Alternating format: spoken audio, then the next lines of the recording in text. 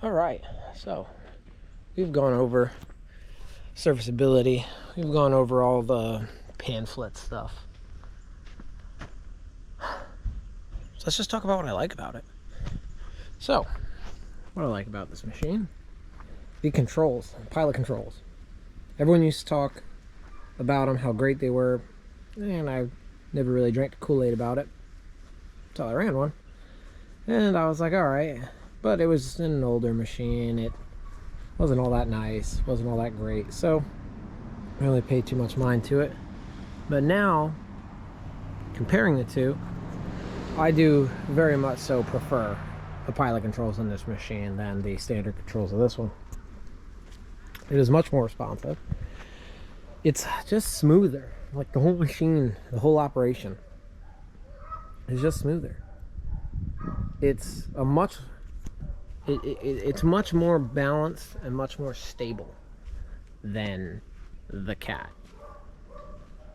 Whether that be on slopes, whether that be just doing average grading in general, you can just see how much wider this machine is. Even though it is taller, it doesn't feel top heavy whatsoever. Compared to this machine, I mean, the talk is just smoother. I do really like how it operates. I like how much metal and steel and actual purposed weight is on this one compared to this one.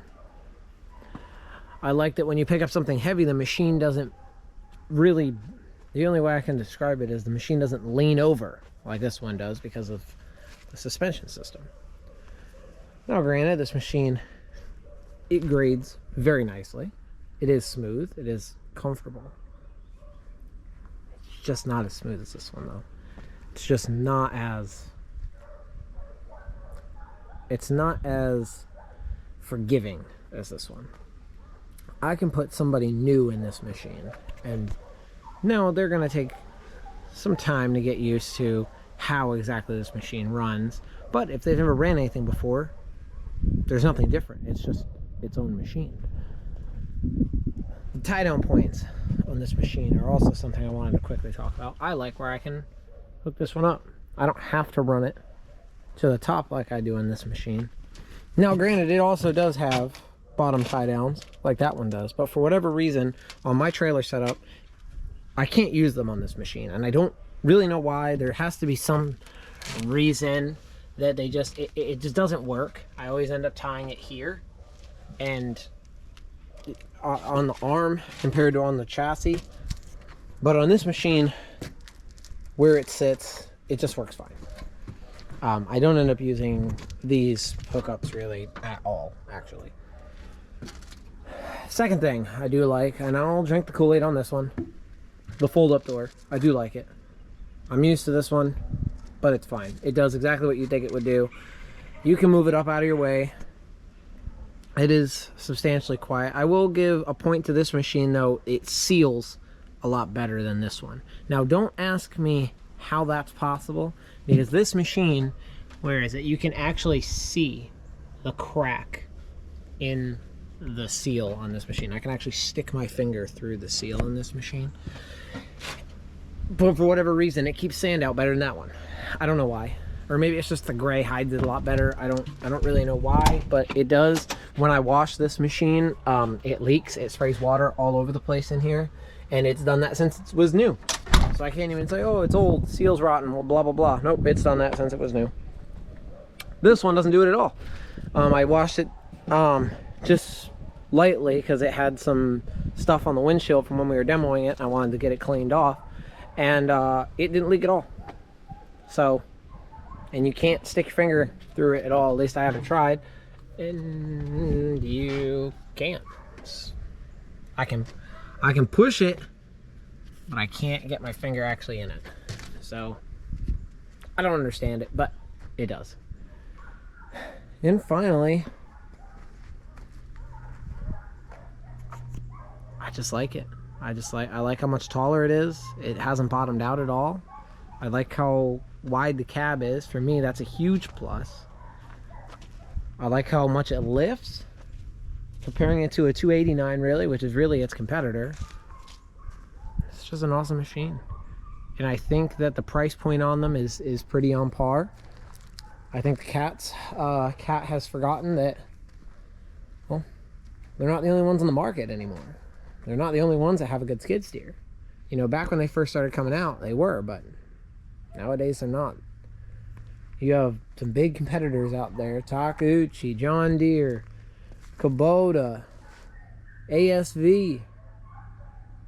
Then you have all the cheap Chinese brands. There's a lot of stuff out there. Dare I even say Case, New Holland. They're not the only ones that make skid steers anymore, Cat.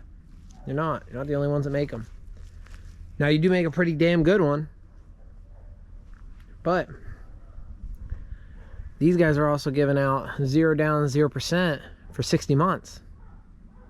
Cat does the same thing, but you have to have some pretty high criteria to get it. Takeuchi, pretty easy.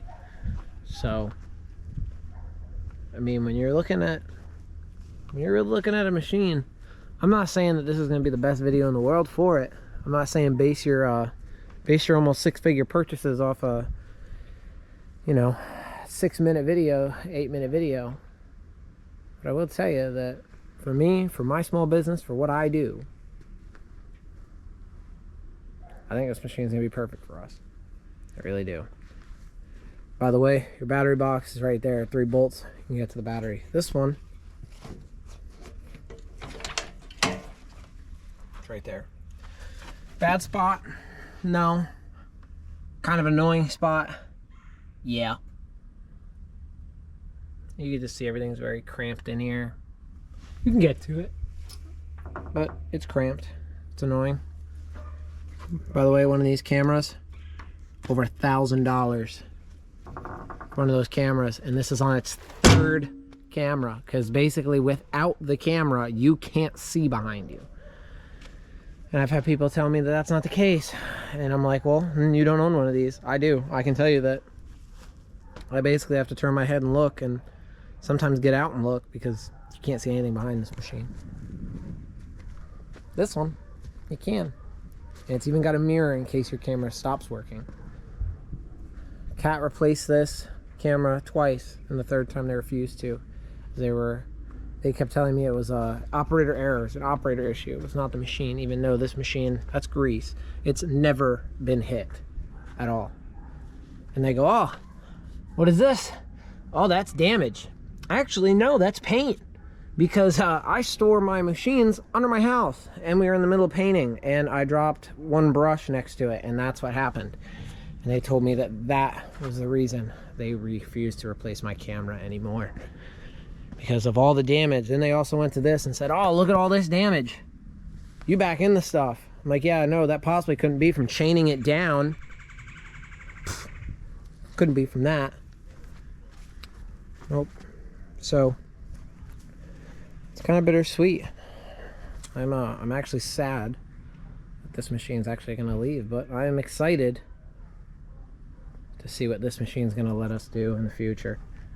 This opens up a lot more avenues for bigger work and be able to do things a little bit faster, be able to move a little bit more material a little bit quicker. So, but that's it, man. That is all I have to say about these 2 machines. So I hope you guys enjoyed this little series. We're going to get all these uploaded here and tell me